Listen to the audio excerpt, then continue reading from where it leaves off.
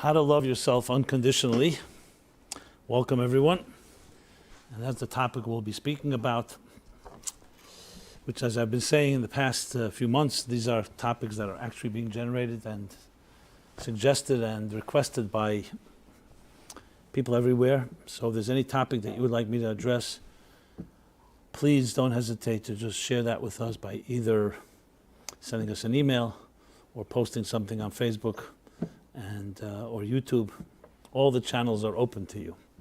So how to love yourself unconditionally. And this, of course, is based on a key principle, and that is that it is inherent to the human being, the idea of self-love. In using the Talmudic expression, which goes back thousands of years and has a profound understanding of human nature, is that avos atzmai, which is the Hebrew expression of self-love, is something that every person has. That's how we're created. And as a result of that, as we were discussing, there are great strengths in that, and there are also liabilities possible in regard to that. So if that's indeed the case, that each of us inherently has self-love, which is why we were created, God created us in a way that we should protect ourselves. We should understand our needs. Because if a person had no sensitivity to themselves, they didn't have any self-love, they can actually be prone and vulnerable to all kinds of danger. So there's a concept called in Hebrew, it's called, you shall live by these precepts. You shall live, you shall chayecha kodmi, your life comes first. So if a person is not self-loving, doesn't have any self-respect and self-esteem, they actually compromise this creation that God created, which is the human being in the divine image. So then the obvious question is, since the self-love is such an important, is inherent and so important component in our lives, why is it that there are some people that dislike themselves? Very big, basic question, fundamental question. I hope there's no one listening here that dislikes themselves, but as statistics show, people in this world, many, many people do not like themselves, definitely don't love themselves. On the other hand, is the question, since there's the positive side of self-love, is there also a negative side to self-love? For example, self-love can manifest itself in arrogance, in selfishness, in narcissism, because you're so self-consumed that it's all about me, me, me. And how do you distinguish that from a healthy self-love, which manifests itself in self-esteem and self-confidence, which is a very different side of this end of the spectrum?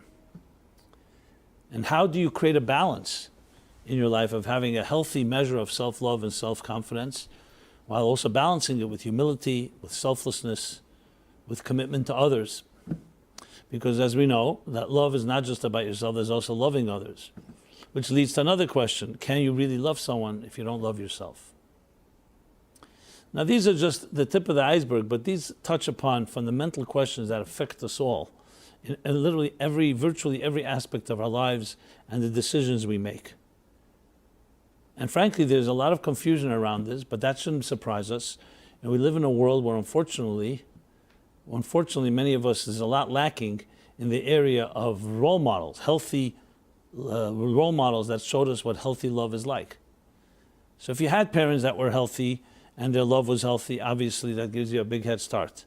But in many cases, we have not had such role modeling. So it's obvious that we will be confused when it comes to these matters because we don't have a standard of what do you look up to? What is considered healthy love? What's considered unhealthy love? Where does, as I say, love spill over into selfishness? Where is love balanced with humility? Repeating what I said before. So all this is a critical topic which affects, as I said, literally everything in our lives. And that's what we'll be speaking about. And let's begin with the beginning, and that is the human being and what we're made of. What we're made of. So based on the principles that I've spoken about many, many times in this class, literally I would say almost every week, is that a human being is a soul within a body. We define ourselves often by our bodies, by our looks, by our youth, by our vigor, by our accomplishments, by our class status, how others look at us. But in truth, your real value lies in the fact that you have as a given birthright. Your birthright is that you are a soul, a divine soul. And that simply means that you're not just a negligible or arbitrary entity in this world, but you have an indispensable element to you. In the words of the Bible, yes, created in the divine image. Now that's not meant necessarily as a religious statement, it's meant to state the value of what a human being and what human life is about. So it all begins with what we value, how valuable it is. Unfortunately, I find that even though people don't say it outright, life is very devalued by many people in their own eyes, their own lives and other people's lives as well. I don't know if you remember this back in, when was it? Years ago in Colorado. What city was it? Was it with the killings? The students went and turned on their own friends and they did a killing spree, and then they killed themselves. It was in Colorado. I forgot the city name so long ago. Do you remember the story? Columbine? Columbine? Columbine? It could be. Maybe. Anyway, it was a shocking thing because these were not troubled kids that did it.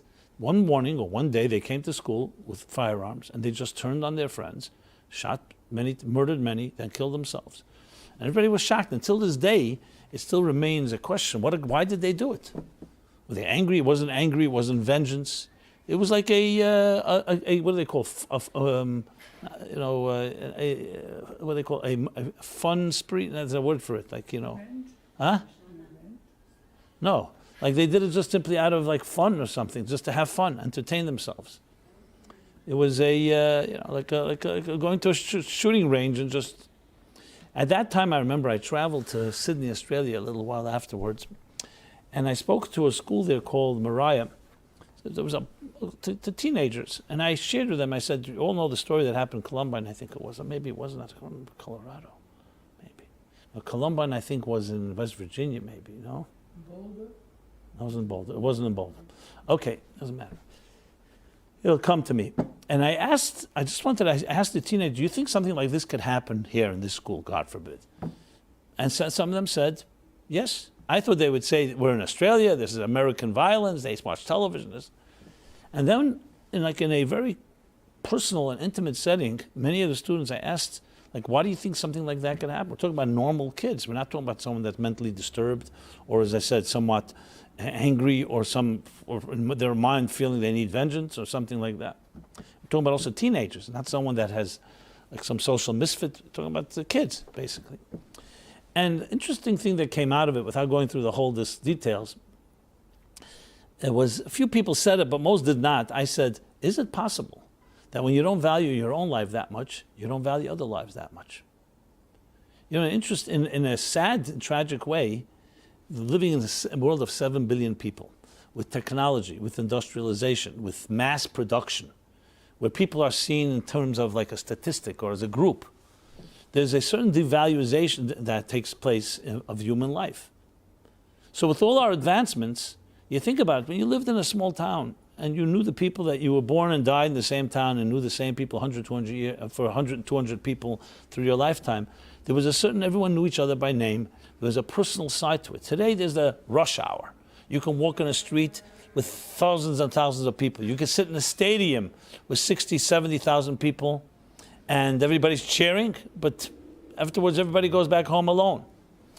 You can have Facebook, you can have thousands of friends, and are they really friends?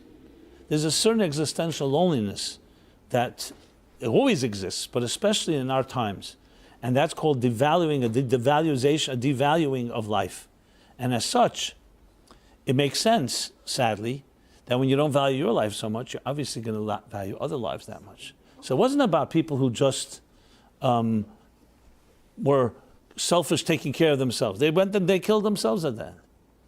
This is just, of course, an extreme example, but my point I want to make is that the heart of the whole issue is all about value, the value of life, and starting with the value of your own life. Now, interestingly, the founding fathers of this country, the United States, recognized this. What I just described earlier from the Bible, everyone created a divine image, that each of us has that absolute indispensable value. They actually etched it into the Declaration of Independence. The foundation of the Declaration of Independence, which is the foundation of the Bill of Rights, of all human rights and freedoms, is the fact that all men are created equal. I hope they meant by men, they meant all people are created equal. And that by virtue of that fact, we all were endowed by the Creator with inalienable rights. These are words from the Declaration of Independence. Inalienable rights, which means nobody can ever take away these rights because they came to us from the Creator. And as such, since no one created us, the Creator gave us these rights and no one can take these rights. So you see how that becomes a foundation of a country with the rights that we have here. It's already several hundred years that it stands, and so many other countries have emulated this principle. I'm not getting into whether it's always implemented and everyone lives up to it, and whether this country is perfect. Obviously not. But this element is extremely admirable because they took essentially a principle straight from the Bible and turned it into an institution called a government, where this gives the rights and against discrimination, whether based on religion or on creed or on faith or on any other things that color, etc., etc. So this is a foundational element that describes the essential value of the human being. And that's where it all comes from. So for a person who comes into this world, inherently has that sense that they were created in the divine image and have that indispensable element to them, or in the words of the Declaration, inalienable rights, obviously that leads immediately to a very healthy form of self-love and self-respect and self-esteem and self-confidence, all stemming from one key thing, that you have inherent value, period. Or a favorite expression that I like to repeat, and I use it in Torah Meaning for Life, birth is God saying you matter, that you fundamentally and essentially matter. And not just matter to a few people who love you and a few people in your community or in your group or family, but you matter to all of existence on a cosmic level, and that your life and your choices and everything you do changes the scheme of everything. Now you could say, one little individual among 7 billion people, that shouldn't even be a question today because we know size doesn't count and numbers don't matter. You have 75 trillion cells in your body, that's more than 7 billion, and yet one mutant cell can wreak havoc in the worst possible way. You could have a computer program with millions of lines of code and add one dot or take away one dot, and it won't work or could even be destructive. And the same is on the DNA level, on a subatomic level. We see today the power, nuclear power. Tremendous amount of power. Where is that power? It's not coming from size or volume. It's coming from the qualitative power of the atom and of the subatomic particles. So it shouldn't surprise anyone that an individual, even though there may be billions of people on Earth, has that type of potency.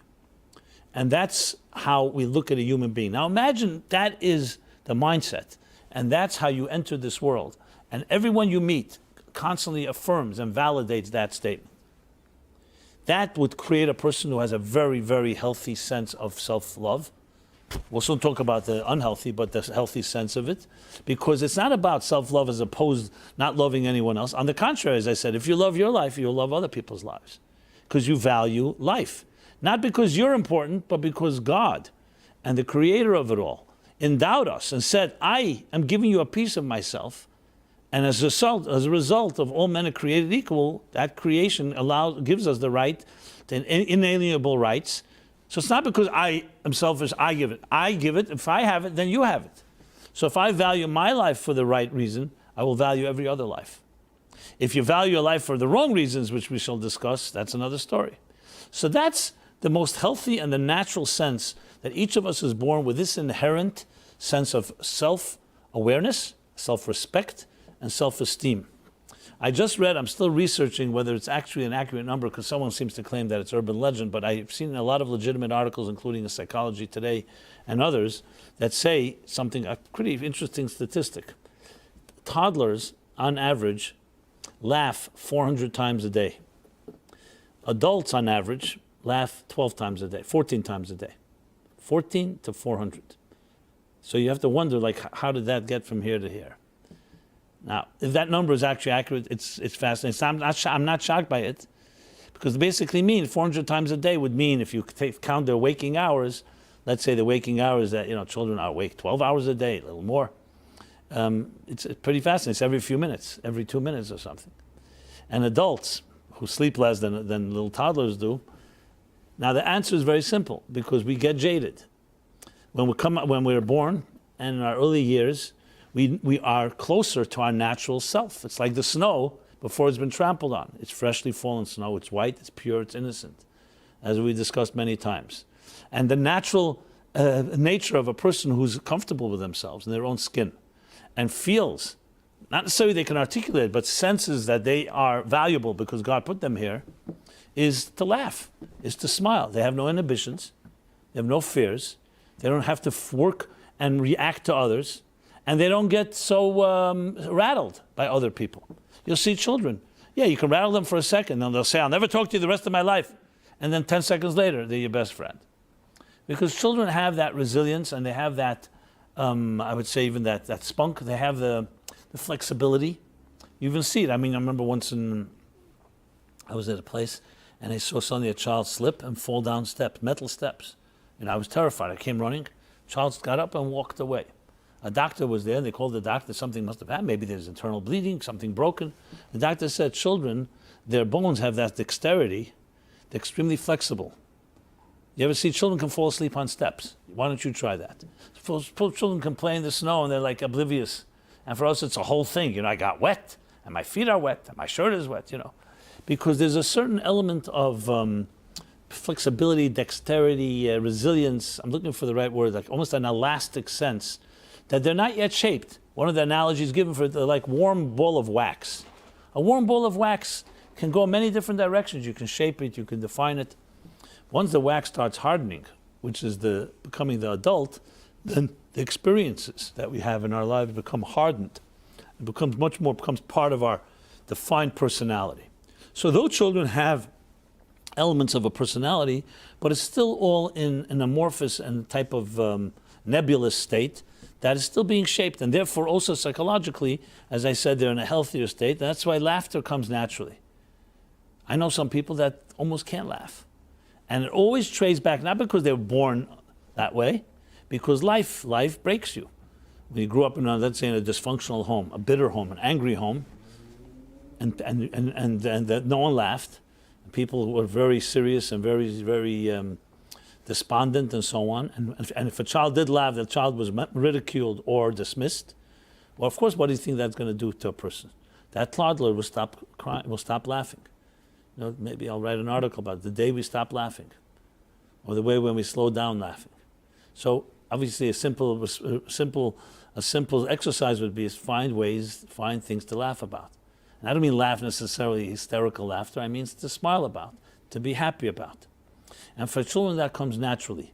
And you need to do something really serious and consistent to cause them to stop being happy. This is a perfect example of where self-value directly results in a happier life, in a simpler life, in a content, and not one where you're constantly looking over your shoulder and being judged and saying how are others going to look at me and how they're going to criticize or not criticize. That type of, obviously I'm painting a pure picture, as pure as possible, because we want to have that standard. And this goes back to what I said earlier about the role modeling. So indeed, both inherently you have that healthy self-love and self-confidence and self-esteem coming based on your essential value. And again, that value is not because you're valuable and no one else is. On the contrary, that value means that everybody's valuable. Think of it like, as I give the analogy often, musical notes. You know your musical note. You know your song that you need to sing. You're very confident in your instrument, in your voice, in your song. So then you also realize that there are others around you that also have a voice and part of this harmony.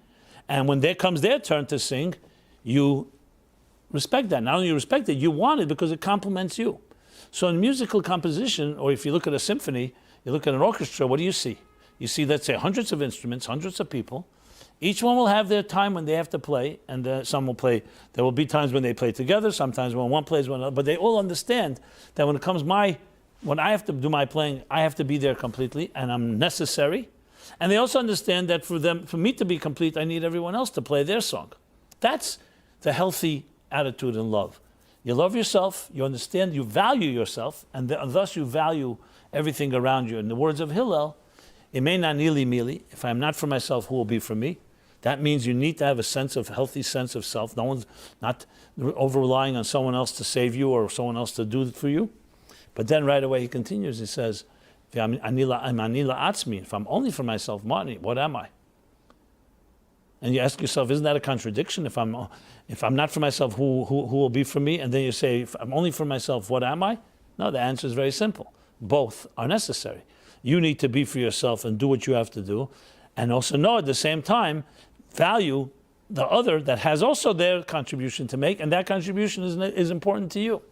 When you look at nature, without human beings getting involved in their free will, it works perfectly that way. Look at the symbiosis between animals. Look how bees feed off the nectar, but then they cross-pollinate flowers. Look how different species work together in this type of harmony, each one doing their role, each one knowing their particular role, and at the same time respecting and complementing the other. If nature is not good enough, look at your own body. Look at your own body. Organs, limbs, systems, cells, and how in a healthy body they all work together in perfect harmony. And each one has its time. You put a piece of food in your mouth. The teeth have their role, the tongue has its role, goes your throat. As it goes down your throat, the digestive process begins. You'll see certain things open as others close.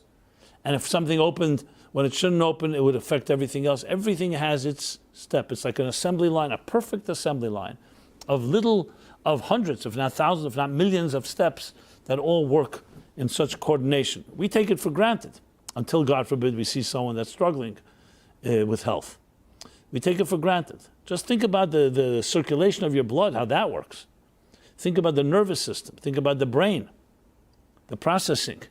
I mean, it's mind-boggling. It's completely awesome to recognize that this element. The only caveat is when it comes to the human being, we could choose, you know what, I'm not going to play my song, or I don't feel I'm that valuable.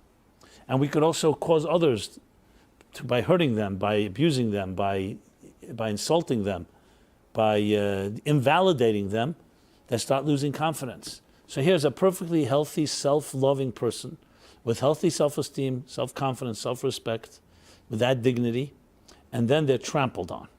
And life tramples on them, whether it's parents, whether it's society, whether it's community, and this begins to wear us down. And what happens is, we don't lose our inherent value. We lose sight of our inherent value. That's the key.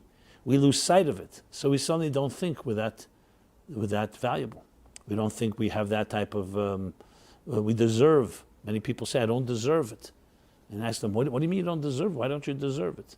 Because you see, after a while, so many people have so-called hurt me. And I've been told I feel I don't deserve it. And guilt and all the other negative feelings that go counter to that healthy sense of inherent value that causes us to have that self-respect. So this leads us now to the other side of the thing. And this is the fascinating thing. Self-love, the healthy one, is very, very humble, actually.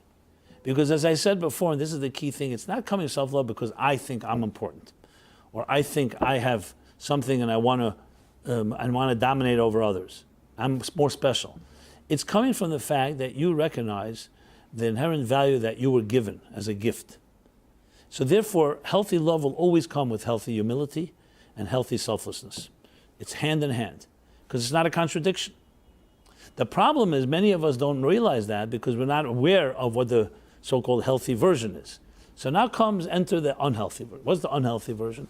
The unhealthy version has nothing to do with your inherent value. It has to do with that you want to compensate perhaps for insecurities and fears. So ironically, it's your lack of self-love that suddenly causes this type of bravado and behavior that can be arrogant, can be selfish, can be narcissistic. So this is a total distortion of what love is. It's a total distortion of what self-love is. It's not really self-love. It's basically, I would argue, that someone that has that doesn't have any self-love. They don't have self-love, so the only way they can be, they have to dominate over others. Very secure people who are very comfortable in their own skin, they coexist with anyone. They can hear an opinion that is different than theirs. Basically, you don't have to be wrong for me to be right. Anyone that says that you have to be wrong for me to be right means you're not secure in your position. You need everybody else to agree with you for you to feel right. Why do you need everybody else? If you're really so secure, all you've got to know is coming from inside of you. Why do you need everybody else? And why do you feel you have to kill the witness or kill someone, kill literally or in other ways, if they don't agree with you? That's just the first sign of someone that's not secure with themselves. So they have to get rid of anyone that has a different opinion. Or they have to diminish them. You see sometimes people who belittle others. There are people who bully, who intimidate. How is that coming from security? Secure people don't need that. Security comes from within. You're a secure person. I feel good with myself. I don't need to put you down. I am who I am. And so the other form that masquerades like self-love is actually really a very unhealthy person, an insecure person. And you can see it immediately from the symptoms. Anyone that needs to belittle or to intimidate or to dismiss others, you have to wonder why. So I know the argument will go, one second, the person is so confident and so convinced of their rightness, the other person is being immoral or wrong, and I need to put them in their place. So firstly, let's not talk now about matters of life and death. Obviously, if you're facing an enemy, someone's coming to kill you, you can't sit down now philosophical discussion and saying who's right and who's humble. We're not talking about that. But you're talking about any other given situation. If indeed you're an intelligent person and you feel so strong about it, why does it have to be in an intimidating way? Why do you have to demoralize another person? Why would anyone have to demoralize and hurt another person in the name of their position? Even if you're right. That's why you have the expression, Divrei Chachamim benachas tishmaon. It means the words of the wise are said pleasantly. They're said calmly.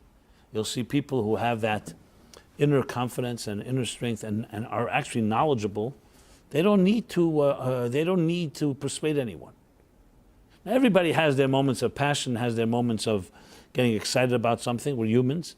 But fundamentally, a person like that doesn't need to persuade. They can make their case pleasantly and, take it or leave it. It's not about winning. It's not about victory. It's not about conquering. But we live in a world of competition, and we live in a world of all kinds of different ways of what do we call it? Upmanship. Is that an expression? I'm losing my words today. Like showing up people by like putting people down and showing that you're greater than others. There's a word for it, like upstaging is the word, but there's another. There's I'm sure that our Facebook audience, I'm sure, is commenting and telling us what the word is. But regardless, the idea is that you have to demonstrate that I'm bigger than you, I'm stronger than you are. It reminds me of one of the stories when the Tzemach Tzedek, the third Chabad Rebbe, was sitting at the Seder table.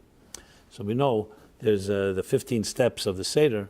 So after you say Kaddish and Urchatz, Karpas, the fourth step is Yachatz. Yachatz is you split, you break the middle matzah on the Seder plate, and one bigger part is put away later for the Afikomen, for Tzofan at the end of the Seder.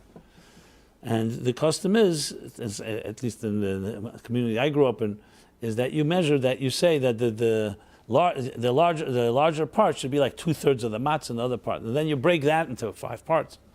So someone sitting at the Seder table was measuring, like I don't know if he had a measuring rod or a ruler, but he was measuring which is the bigger piece. And the Tzemach Tzedek, with a smile, said, he said in Yiddish, "A Godel was medaf messen is nicht kein Godel. It can Godel nicht."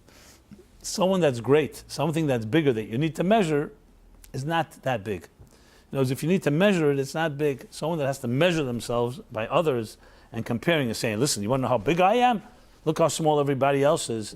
That's a person that does not. That's not really a great person, because greatness comes, as I said, inner value comes from within, and it's essentially the experience of us sensing that inner inherent value that I was describing before.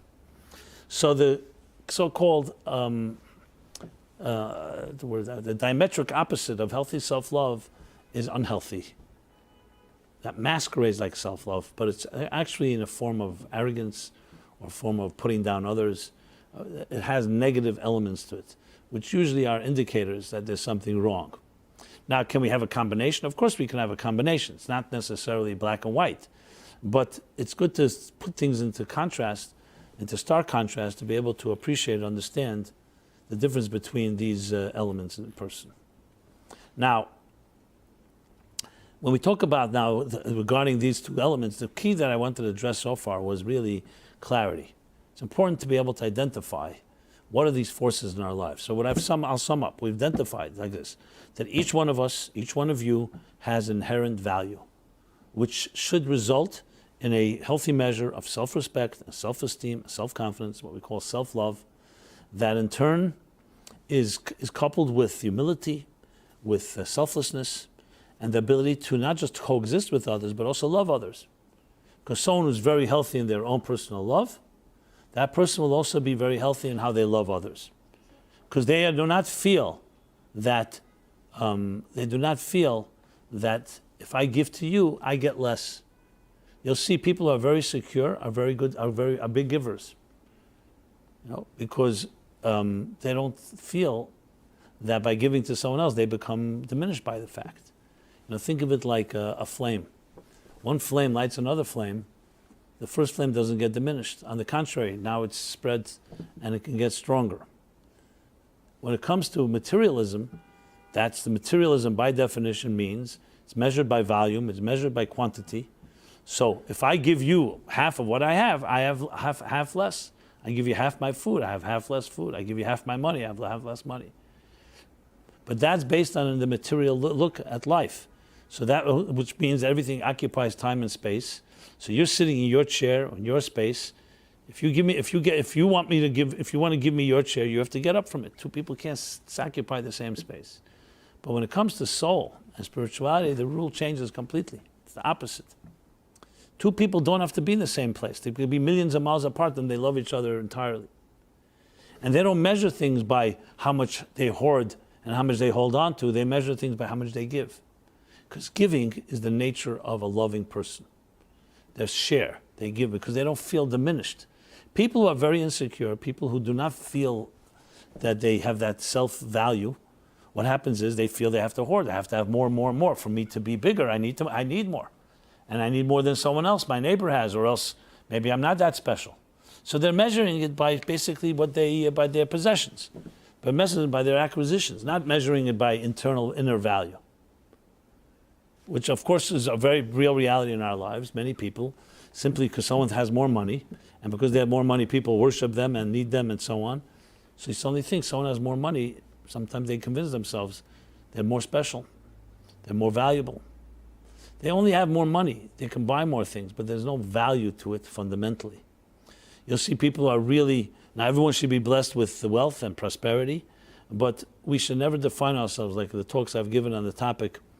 Is your self-worth defined by your net worth? So if you're a person who values more what you do than who you are, which is unfortunately the case in this world, when most people are asked, who are you? They don't say, I'm an indispensable soul created in the divine image, and I have some type of contribution to make that no one else but I can contribute. They'll give you their business card. They'll tell you what they do. Because in this world of so-called careers and the world of accomplishments, what we value are always externals. And that includes money and acquisitions and equity and everything that can be counted, so to speak.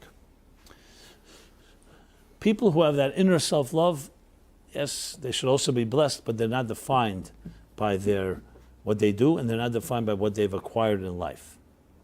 And that's why poverty will not destroy them, and wealth won't corrupt them. People who don't have that inherent self-value, the awareness of their inherent self-value, money will always corrupt them. And poverty will destroy them because they measure themselves by what their impression is, what their appearance is like, what the world recognizes. Even though the fact is that nobody can take one penny with them to the next world, we don't think about that. We think about the here and now. So a loving person is by nature a giving person, because giving does not make them less. On the contrary, it makes them greater. I mentioned before, like the symphony, the orchestra. When you're playing music with others, and the other one doesn't play the music, it's going to affect and compromise you. So you want them to play. You want them to be the best they can be, because then you can be the best you can be. Do we have such a spirit of cooperation and in the world, in the mood of the world? Often not, unfortunately. But people who have that inherent quality that I've been describing and aware of it, absolutely have that. And that's what it's in a way contagious and can go viral, because what they do is they project that type of positive energy of giving, of sharing, of moving things forward, of breathing. The opposite, the unhealthy form of self-love, what it does, it drains you and others. And you feel it, because it's a person who's going to be a user, a person who can become a parasite, a person who's more about me than anything else. Not because of the self-love, because they have a very distorted view of what their real value is. So it's interesting that you can see it in how they affect others. When you see yourself being drained, you see yourself feeling like not well, when someone else is talking, it means that probably that person is projecting and trying to feed off of you, and that's coming from a person who is themselves not in the healthiest place in their own self-love and self-esteem. When you're around somebody who you feel a certain benevolence and a certain positive aura and energy, empowerment, then you can rest assured that person is in that place, because they're empowering you because they themselves have that type of force. Now, I'm sure you can identify in your life both types without mentioning names, not here to insult anyone. And obviously, it's always healthy to hang around as much as possible with the latter type, meaning those that have that. Which one was the latter? I forgot which one I spelled out first. With the people that have that love and have that positive energy, as opposed to the demoralizing energy. I remember when I was a kid, I don't know, very young, I was talking to somebody, I don't even remember who, I think he was an assistant teacher or something, and he said to me, I'll talk to you later, I have to go to a meeting. Now, as a kid, this is the first time I ever heard about the meetings. I asked him, what's a meeting? So he wisely told me something which I appreciate till this day, a meeting. Children don't want meetings. You have to try to have a meeting with children. Say, okay, literally 2-year-olds, we're going to have a meeting. Maybe you get their attention, and if you give them some incentive, you'll talk to them. But we're having a meeting at 10 a.m., we're having a family meeting. So I asked him, what's a meeting? So he said to me, always remember this. I can't tell you what a meeting is, but I can tell you what it's supposed to be. A meeting either will drain you or will empower you. So when you go to a meeting, just wonder, at the end of the meeting, say, did I feel empowered or did I feel drained? And it works perfectly. Meetings we go to that are tedious, maybe you have to go, there's no choice, and people are just plapping away, everybody their thing, going nowhere. No tachlit, no purpose. Or as the Rebbe would say, a meeting, and then the meeting is we'll have another meeting, And then there's a meeting where you feel empowered. You feel there's solutions, proactive thinking. Here's a problem, let's tackle it. So some meetings are basically therapy for some individuals that just need to have people listen to them, or just feel like we're really discussing it when really there's no discussion. I've been to both types of meetings. And I always smile to myself because I remember what he said was very accurate. So I don't know what a meeting is, but the bottom line is what comes out of it. And there was one, I remember there was a board member on one of the synagogues in Manhattan, prominent synagogue. He says he was invited to the board. He was a wealthy businessman, so he became a new member in the board. First board meeting, he says, literally for 45 minutes was a discussion whether we should change the doorknobs in the shul. Now, he says, I was new, so I didn't want to say anything. After like 45 minutes, and I saw this is going to continue on, and the meeting is an hour meeting, what else, do we have anything else on the agenda? So he says, how much does it cost to change the doorknobs? $2,000, $3,000. He says, in that room, $3,000 was pocket change for every individual. So he says, you know what? I'm going to pay for the doorknobs. And everyone said, wow. They wanted to give me an award, he said. I said, no, but that's not my point. I want to move on with the meeting to other topics. And he says, they really didn't have any other topics. This was a meeting, this is a board, which is busy talking about doorknobs. And then they can say, we had a productive meeting because we made a decision. Even better, we got someone to donate. But his only incentive was that, which is very true. It's a meeting, I'm just using meeting as an example. This could also be one-on-ones and so on. And you can tell. You can see people, you meet with them, you really feel, you go away uplifted, Uplifted. I mean, to me, that's a compliment when someone tells me I felt uplifted. Remember my literary agent telling me, every time I meet with you, I feel uplifted. And then he told me another name of someone. He says, every time I meet with him, I feel, I don't want to use the expletive that he said, but it was basically drained. Okay? So I hope all of us can be people that anyone that meets you feels uplifted, empowered, feels that things are more possible than you. They smile more after they meet you than before. And then there are other people, you go away, you smile less, and you feel more depressed, or more resigned, and more. Yeah. So the point is, this all is rooted in the inherent value of how you see yourself. And I'm not saying we should come up with this on our own. That's why the Torah, the Bible, begins with that statement. We're 2 weeks from Rosh Hashanah. Rosh Hashanah. Everyone talks Rosh Hashanah. Shuls will be filled. What do you think at the end of the day Rosh Hashanah is? Rosh Hashanah is the collective birthday of the human race. And how is it described? When you look in the book of Genesis, the first time the human being is described not as an intelligent creature, not as an emotional creature, not as a family man or woman, not as the 1,000 other ways you can describe people. You could say, talented, artistic, creative. Well, we have all kinds of words that we use. Torah, God says, I want to create a human being in my image. Tselem Elokim, divine image. B'tsamenu kidmusenu. And as I said, the Declaration of Independence, let's put it in more secular, universal terms, created by all people created equal and endowed by the Creator with inalienable rights. Why? Because everything starts from there. That's the essence of who we are. So Rosh Hashanah is not just the celebration of the intelligent creature called the Homo sapien, or the emotional creature, or the loving creature, or all the others. That's all our faculties, and very important faculties. But at the heart of it is that you are indispensable. That you come into this world, you are indispensable. You matter. And your actions matter. And you have to realize that's an inner value. Now, someone will say, well, I don't feel it. I don't feel it. What am I supposed to do? Well, arrogance takes on two shapes. It can take on the shape of bloated sense of self-worth. You're more important and you're pompous and all that. It could also take on another shape, saying, I'm nobody. I'm nobody. But who gave you a right to say you're nobody? You didn't create yourself. Your Creator tells you that you are somebody and you have inalienable rights and you're valuable. Who are you to say that? So arrogance can take on an inverted shape of being complete worthlessness. Worthlessness and low self-esteem is just as arrogant as somebody thinks they're the most important person on earth, because it's you deciding. It was not up to us to decide this. We were put in this earth as a gift. Life was a gift given to you. You don't own it. And you don't own and determine how valuable or not you are.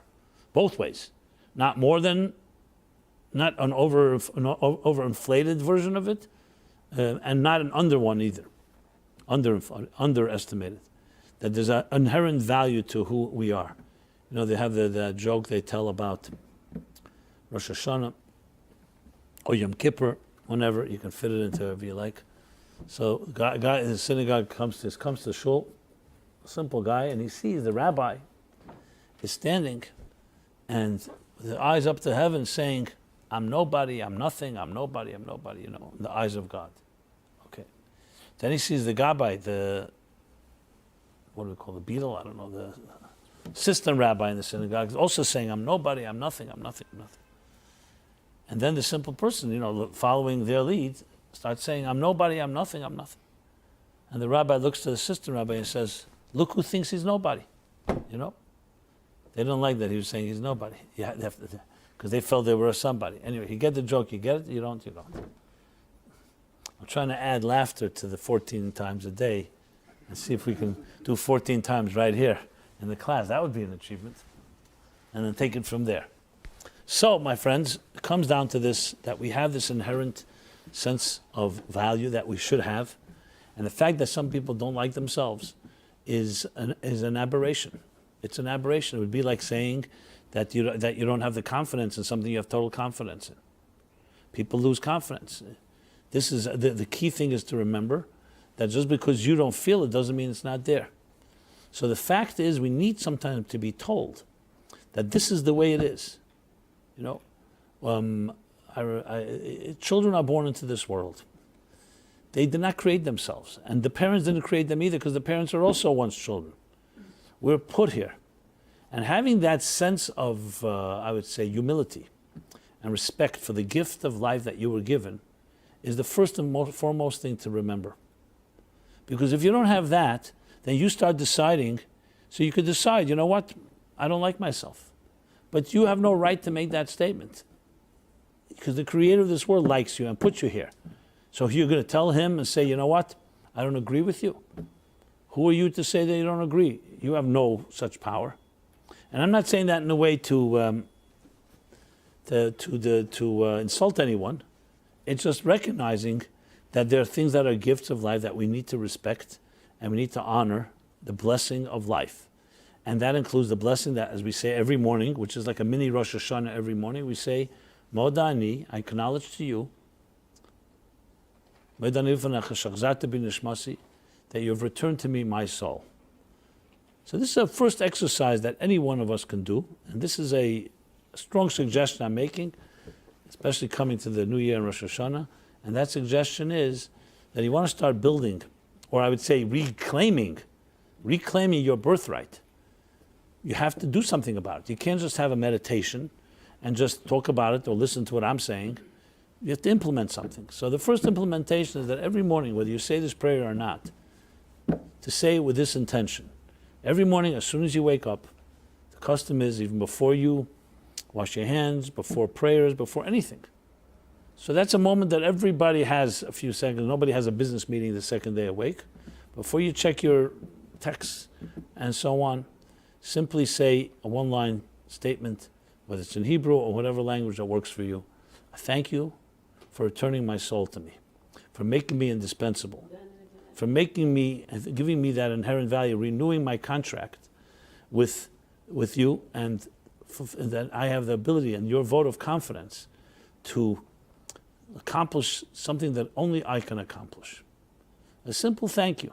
But that thank you, as we know today, gratitude has recently become very popular as a healing element, making people healthier. Gratitude, but it's also not just gratitude, it's also recognition of what you really are. You'll say, well, I'm not in the mood. We're not talking about moods now. If you're going to be up to your mood, then you're going to die with your mood as you live with your mood. We're trying to rise above our moods and rise above our self-perception, trying to reach something that is deeper. And sometimes to access that, you have to simply act on it. You know, people who have lost confidence, let's say an athlete has lost confidence in their tennis game, or in other areas of athletics, or sports, or achievement. And for that matter, anything. So because they lost confidence doesn't mean you've lost ability. So a good coach is going to kick in the pants and say, listen, let's get out on the court and start hitting. You say, I don't have confidence. You start hitting. Let's get back into a groove, get back to your, till you keep doing it, till what happens? It reawakens and recognizes, hey, yeah, you're right. I do have that talent and skill. Are we going to become subject to our own moods because we're in a bad mood? We're going to say, you know what? Undermine our own capacities. That's precisely why we need to have mentors, coaches, and we need to have an objective. That's why we have a Torah that tells you you're created in the divine image, whether you like it or not, or whether you know it or not, or whether you feel it or not. And Rosh Hashanah comes and reminds us that. Every year, that renewed. And every morning, we have, like I said, the mini Rosh Hashanah. And the same thing before we go to sleep. So like punctuate the day with these two bookmarks. The end of with these two bookends, I should say. At the end of the day, instead of going to sleep with a newspaper on your nose or the television on or your mobile, maybe read something that's a little spiritual. Read it together with your spouse if you're married. Do something that enters the sleep in a peaceful way. Don't bring your whole day and all the aggravation of your day to that moment, because you're entering a pure space. And there's also a one-line prayer. It's called B'yotcha Afkiduchi. In your arms, in your hands, I entrust my soul.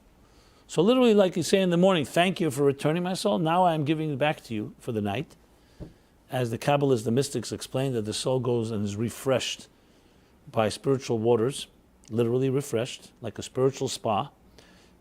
Our cells are regenerated, and we wake up in the morning. The mystery of sleep now is at least punctuated by two tremendous things. That before you went to sleep, you went with that attitude and saying and recognizing the humble attitude, I return my soul to you for your safekeeping. And you wake up in the morning, you acknowledge your soul. And if you do it with the right intention and really invest in it, what you will be is you will reawaken the inherent self-love and self-value that you really are, that you deserve, and that dignity. And then what will happen is, if you keep that focus, that throughout the day you will look for more such signposts. And you'll look for ways, because once we get into the workday and we get into the whole, on the merry-go-round, on the roller coaster, whatever ride you want to use as an example, sometimes we can forget. So it's good to remind ourselves as much as possible by our good deeds, by stopping and pausing when you're involved in something and over-immersed, and just being able to reignite that sense of feeling. Now this takes work. You do this properly, you condition yourself day after day, make this a habit, you'll see things will change. Because your attitude will change. You'll have a different way of looking. Instead of looking at yourself as defined by your day's activities, or defined by other people's opinions, or defined by other people's critique, or for that matter, compliment, it'll be defined by your soul that is returned every morning and on earth and returned back to God every evening. And that becomes your compass, and your driving force, your GPS, if you wish. So that changes things. Because, look, at the end of the day, we are either going to be influenced by others, or we're going to be influenced and by our inner selves, and in turn influence others. There's no real third option. You're either projecting and illuminating, or you're taking in other people's illumination and their impact on us. Now, especially when we live in a world, as I said before, where we didn't have really healthy role models, healthy, loving role models, it becomes increasingly important to be able to create a strong foundation and a strong beachhead, so to speak, where you begin to build the self-love, because it's there inside of you, the inherent self. It's there, waiting for you to access it, like a well, like an oil well. It's deep under the ground. You have to dig to access it and then draw it forth. That's exactly what we're talking about. So we're not talking about creating anything new. We're not talking about finding a new book or a new workshop or a new guru that was going to give you methods how to become happy or how to become self-confident and self-loving. You're talking about finding within yourself. Now, what a good mentor can do is help with objectivity, help with the focus, help with encouragement and support that's necessary in any endeavor, especially one of this nature. So what better time to begin as we are now in the last weeks of the month of Elul. Elul, by the way, is about love. I am to my beloved to me. So it's clearly about initiating love and receiving love, which, as I said, healthy love is exactly how it works. It's not a one-way street. Healthy love is always going to be expressed in giving. It's always going to be expressed in sharing. You'll see loving people, they do that. You ask parents, how could you stay up all night when you have a busy job tomorrow and the children are crying? A healthy parent will not even understand your question. Say, I don't understand what you're talking about. This is my child. People who do have a problem with it is because they're a consumer themselves. Now they'll say, listen, my children need me to make money, so I can't stay up. But maybe your children need you just to pay attention to them. So very often there are people working, and depriving their children of a little attention by saying, I'm going to give them security. And meanwhile, you deprive your children of security because you're busy building security, financial security. So it's about appreciating and understanding the priorities. And as I said, as we come to the last weeks of the month of Elul, is an excellent time to think about these things and to set our minds to it, and most important, in action. Now, I just gave some examples. I'm sure if you think about it, you'll find more ways to actualize this, more ways that we can actually use more tools and exercises that can help us actually access that self-love. Another example would be when you volunteer for things. When you volunteer to help others, whether it's needy, special children, or just anyone, that also brings out the confidence within you. You'll see it across the board. When people volunteer to help somebody, so initially you may resist because I have no time, I'm busy, blah, blah, etc., etc. But what happens is it brings out from you that giving dimension, which always goes hand in hand with your loving side. And in this sense, you can say by acting in a loving way, you end up what was the word? Activating the love within yourself, because as especially the mystics and the Hasidic masters explain, our inner faculties, just like a body has parts, and each part has to be nourished and nurtured. For example, you have calcium, and you have vitamins, and you need different nutrients to feed and nourish different parts of the body. So too, it is in the soul. The soul also has parts and faculties, and one of them is called love. Love isn't just an abstract thing. Love is an actual piece of your soul. I don't mean physical piece, spiritual piece. So the soul is also made up of parts, and when you act loving, you feed the love within you. And when you don't act loving, you deprive it. It's like you starve it. So the same thing is with all our other faculties. I'm focusing on the love. So acting loving in a kind way activates the chesed and feeds and nurtures and nourishes the chesed and love within you, which is why charity of all sorts, whether it's material, money charity, financial charity, or time or energy or volunteering, has such a powerful effect, because what it does is it actually activates, and it's like, think of it like exercising the muscle of love within you. So someone says, I'm a very loving person, but you never see them act on it. They say about the guy that needed a heart transplant, and they said to him, you have a few options, which heart do you want? So he says, he saw on the other floor, he says they saw somebody dying, was a very, very wealthy man. He wants his heart.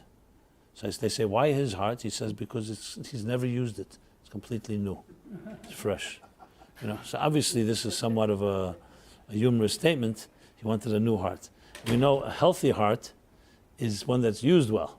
It's like someone say, I'm not going to use my muscles. I don't want to hurt them, I want to keep it unused. Like many people, they buy a new couch and they just cover it up in so many layers.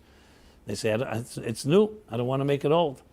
But some of the best things are when you use them. That's how the more you use them, the more conditioned they get. Just like good wine and other things of that nature. So in our own beings, we also have in our psyches these different forces and faculties. So people say, if I had love, I'd be loving. And the response to that would be, if you'd be loving, you'd have love. So sometimes it's your heart follows your investment. I remember years ago, met a big fundraising consultant, and he said to me, remember the rule. People think, mistakenly, that people's investment follows their heart. If you can get someone to be emotionally connected to your cause, they'll give you money. He says the other way around. Their heart follows their investment. He says when they first established the synagogue system in the United States, they wisely understood that they made a condition that if anybody wants to bar mitzvah or bat mitzvah a child, they need to be a member in the synagogue. And a member is $1,800, $1,200, whatever it was. He says, what was the point? These people never came to synagogue, but because they wanted to bar mitzvah their children, they became members. Once they became members, then they were the people that would end up writing the $1 million checks for the library, for additional wing, for the kitchen, etc. He says, because you get somebody to commit, even if it's a small commitment, people's heart follow their investment more than the investment follows the heart. And I thought about it, that's true. In Jewish thought, you have the concept of ha'maisa hu ikar. The bottom line is action. And action breeds action. Thoughts don't breed action. Speech doesn't breed action. It could lead to it, but action is a tangible reality. And that tangible reality, when you act on something, if you act on something you really want, that's the best way to get it. So to say, first let me be in the mood, and first let me set the stage and be in the right mindset, etc., etc., good luck. The so-called shortcut to short-circuit the process is to be that way.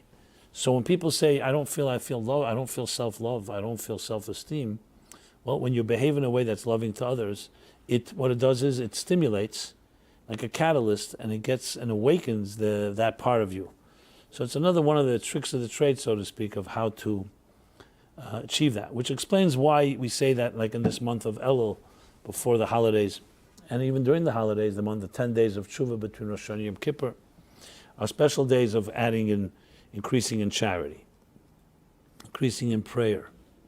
We'll say the prayers next week begin the slichus that we begin Saturday night, not this week, next, and then every day after that. The Sephardim already do it throughout the whole month. Why do we do that? Someone say, I'm not in the mood yet. Come Rosh Hashanah, I'll try. Because the key thing is not always the mood. Do things and you'll become in the mood.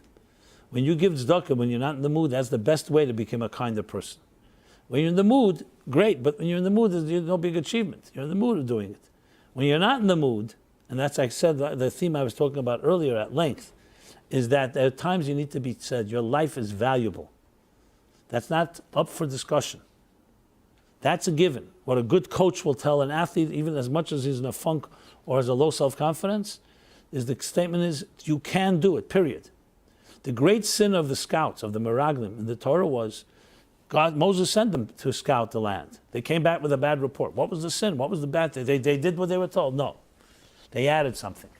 They didn't come back and say, here's the situation, here's the lay of the land, as the Ramban writes, that they went to check out how to conquer the land and how to, if they have to fight to wage war. They made a conclusion. They said, we can't do it. And that was, they crossed a red line, a serious line. No one ever asked them whether we could do it. We asked you how to do it.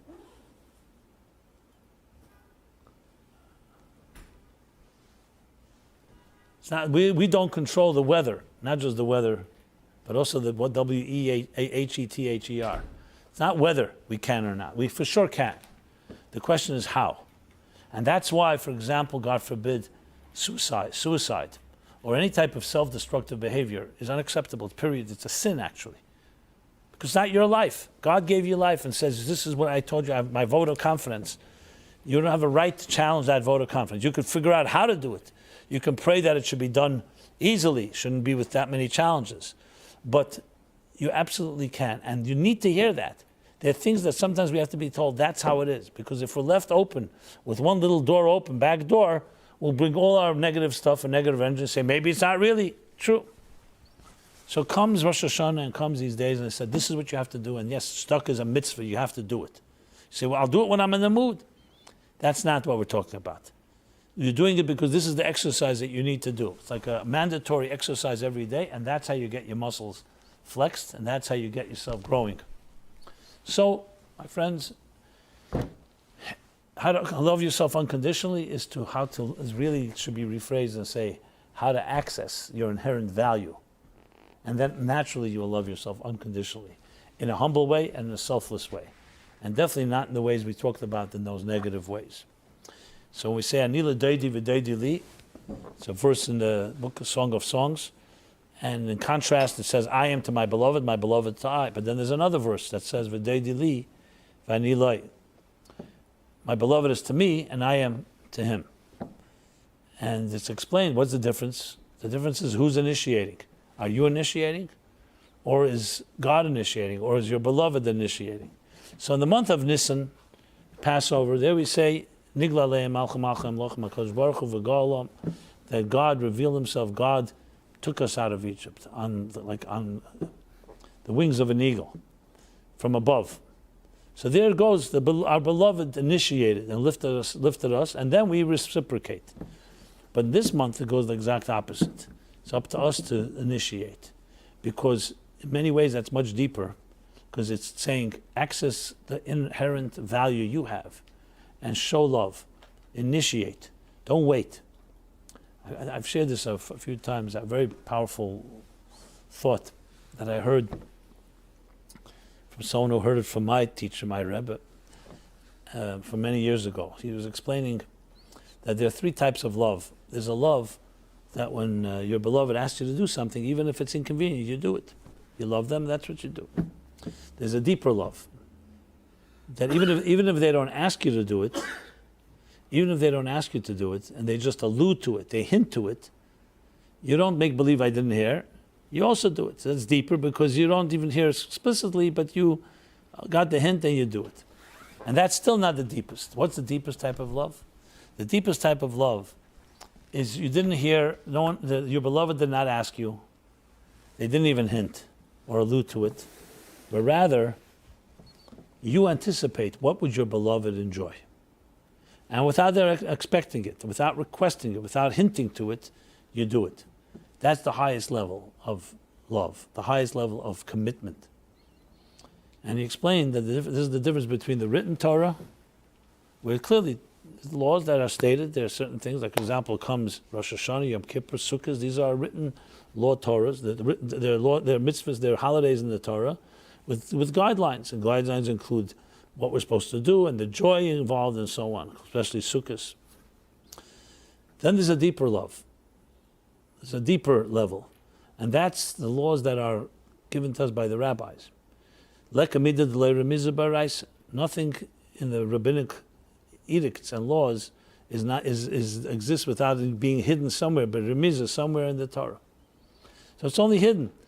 That's why chavivin alai, that's why it's even more precious, because the love that comes from that means not just explicit, you derived it from something that was hinted to. Like, for example, Simchas Beis HaShe'eva is an example, which is even a greater joy than the actual joy of the mitzvah of joy and Sukkot, because it's coming from something that was hinted to. And then there's even a higher level, the joy and the love that comes from things that the Jewish people throughout history initiated on their own. A minig Yisrael, a custom. Example, Simchas Torah. Simchas Torah doesn't say anywhere in the Torah. Not hinted to. I mean, there are some alluding to things, but it's not hinted to in any conventional sense. It's complete minig Yisrael. And when is the greatest dancing all year round? On Simchas Torah. Why? Because it's completely initiated by Anila Deidi from below. And that has a power that's far beyond any other power. Try it out in your marriage. Try it out in people you love. Initiate something they didn't expect. You'll always see there's a power to that that's greater than things that are expected or hinted to. Because it's coming means that you went out of your way and you anticipated and you figured out what would give pleasure to somebody that I love. As a very different dimension. That is the one that exercises the deepest muscles of our heart, even more than the first two. The first two are also powerful, but that one takes on a new shape, and that's why, in a way, the Elul Anila Deidi, which comes before Tishrei, before the holidays, before the revelations, has a certain power because of its initiating. Like when we say in the morning, I mentioned before, Moda Ani, again, Ani, I acknowledge. It's again initiation. There's the power of initiating something on your own is the single most powerful thing. Think about it in school or in any type of work.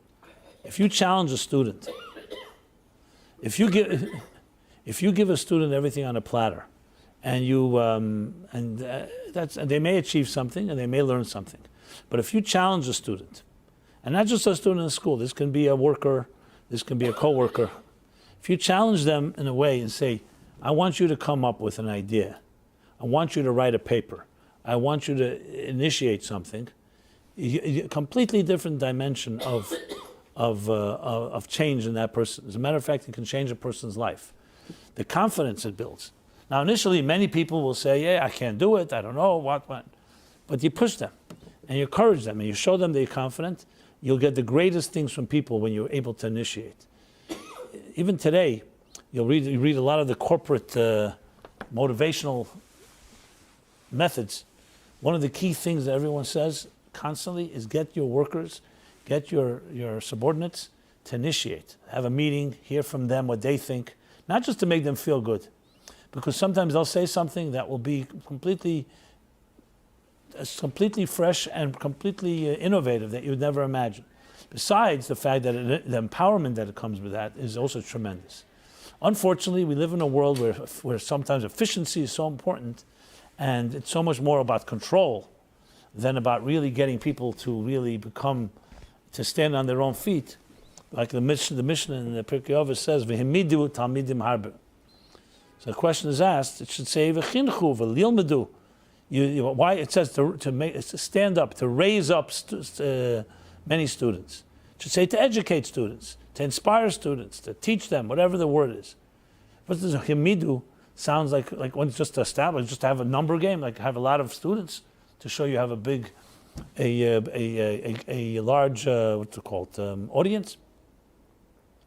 Himidu means to make them stand on their own feet. It's the ultimate education where you're not just teaching people information and data, but you're getting them to learn to initiate. Which means even long after they leave the school and long after they're not in the presence of their teacher, you've taught them a methodology to solve problems. which is the greatest possible gift you can give someone, because it means I haven't just given you information, I haven't just given you answers, I've given you the ability. Like say, I haven't just given you the fish, I taught you how to fish. The ability that whatever situation you're in, you'll know what to do. You'll be able to figure out. The confidence that that builds and how it feeds into our inherent self-value, that is our divine birthright, is impossible to really describe. I've seen it with my own eyes. You see it with students in school. You see students who are either very down on themselves or demoralized, or they may even have some type of learning deficiency. Look at the pride that they have when somebody believes in them, when someone gives them the ability to initiate something. It may be small, but it came from them. That is the key to really building confidence. So to say, I'm going to just enable you, you know what, I know you're not that, I'll just keep enabling you, it may be good sugar coating, it could be good sugar pills, but it's not empowerment. So to go back, to really develop that inner self-love and empowerment comes from that type of approach. Now, there's a lot more to say, and I'll be saying things, I'm sure, in the coming weeks. But I think suffice it with this, that, and I hope I did justice to this theme, that each of you, everyone has that value, period. It's not even that's not up for negotiation.